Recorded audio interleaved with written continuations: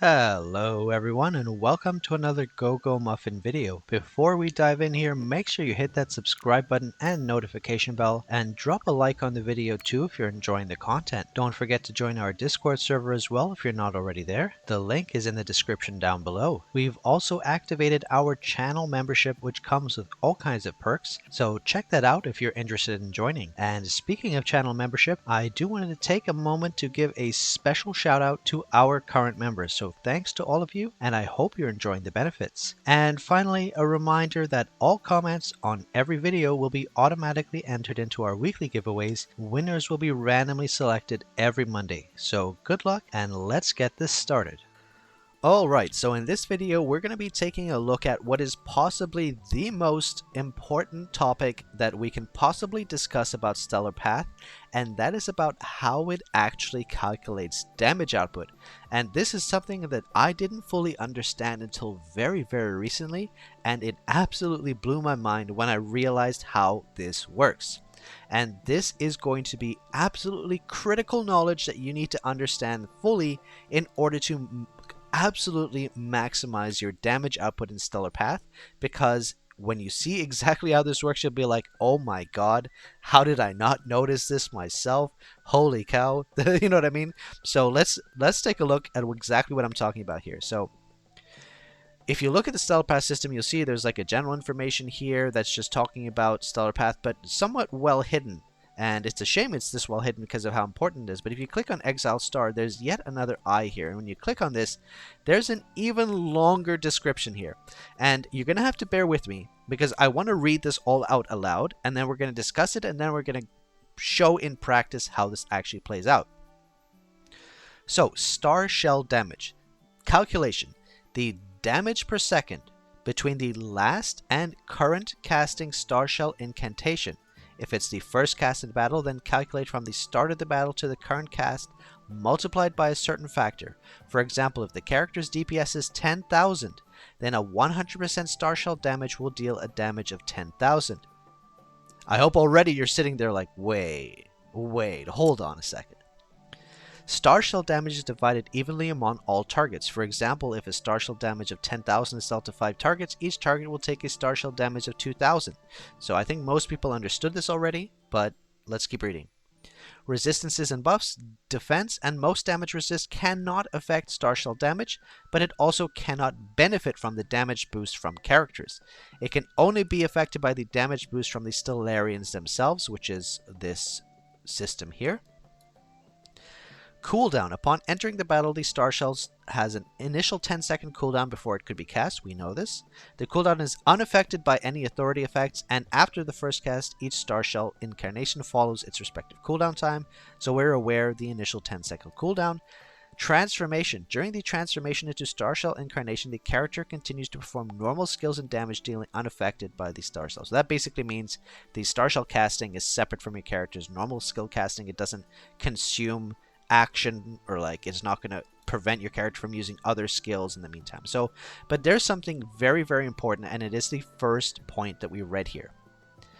The DPS is, so this is kind of long-winded. Let's ignore their long-winded description and break down what exactly this means, because even I disagree with how they've written this here. So the damage of the Stellar Path skill is determined by your character's DPS as displayed in your DPS meter here at the time that you cast it. As crazy as that sounds, the DPS, the damage your Stellar Path skill deals, is determined by your current DPS value.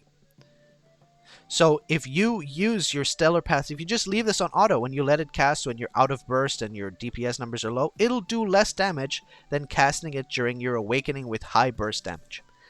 Like, as crazy as it sounds, that's how this works. So let's prove this. I'm going to go right now. I'm going to hop into a dragon, and we're going to take a look at how this works.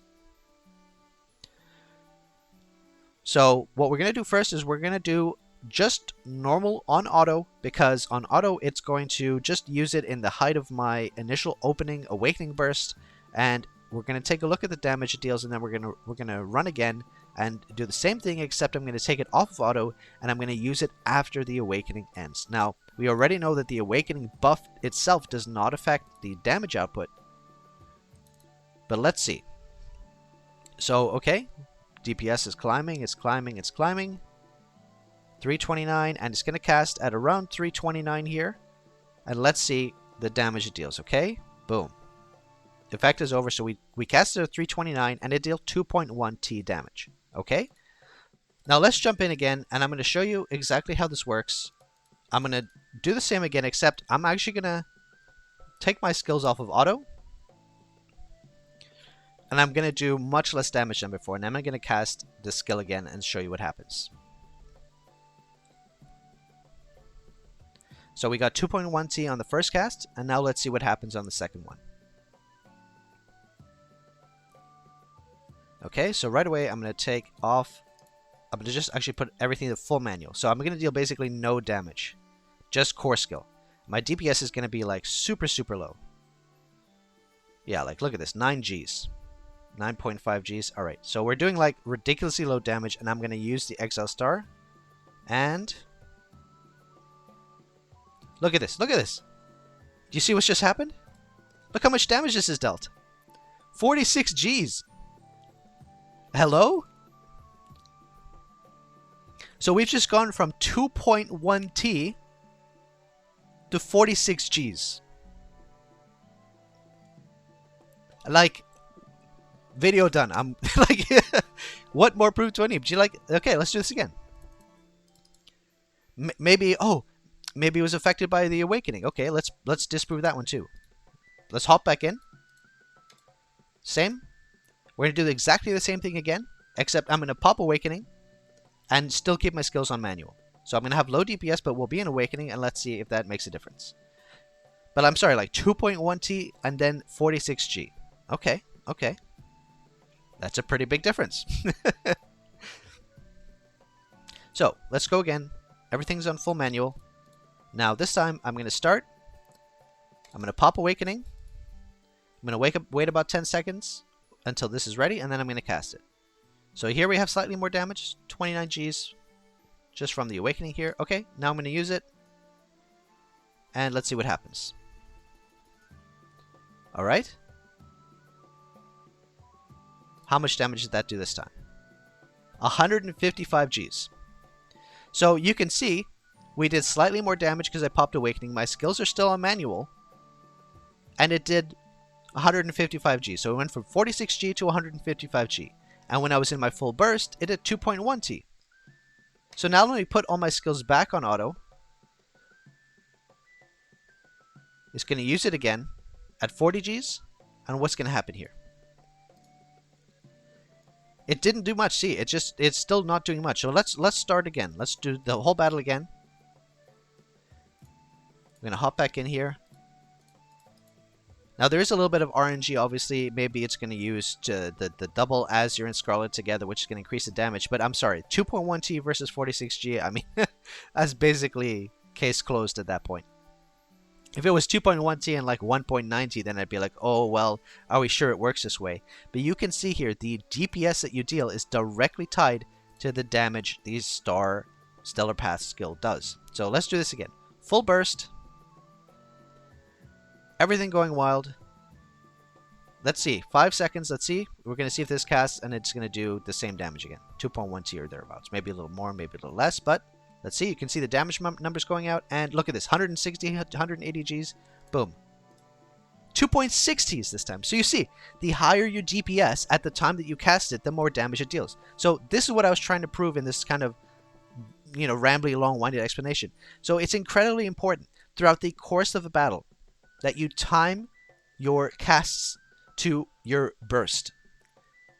Now, the cooldown is roughly around the timing that you should be able to get it in each awakening. But just keep it in mind. If you can, take your Exile Star, take your Stellar Path skill off of auto, and make sure you are attacking when your character's DPS values are high. So if you're a class that has an insane burst, for example, I know mages have an insane burst. If you cast your Exile Star while your character has a displayed DPS value of like 800 Gs or 1 T or something, oh man. The potential is insane.